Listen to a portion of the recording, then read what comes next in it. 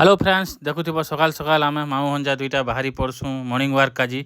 4:30 बजान उठिक पलि आईसू देखुव तापर 2-4 किलोमीटर गलापर भल जगह गोटे पाइसू बोले इना टे मुझे टाड़ा मस्का ही पकासी क्या काजी बोले वेट फेट बढ़ी जाऊे हेतिर लगी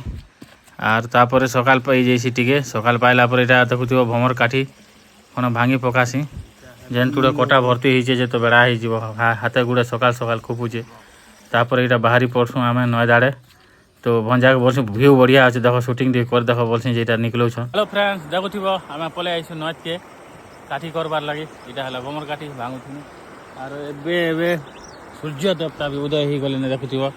सकाल और फास्ट उदय हवाटा देखुचे खतरा व्यू अच्छे देखुव और इटा है आम गाँ नद तो नद आड़े पलि आईसु काठी पतर करवार लगी पान केनता जाऊे देख खतरा और सीनेरी भी खतरा अच्छे देखुव जबरदस्त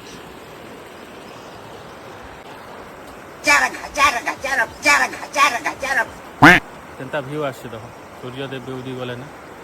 मस्त अच्छे।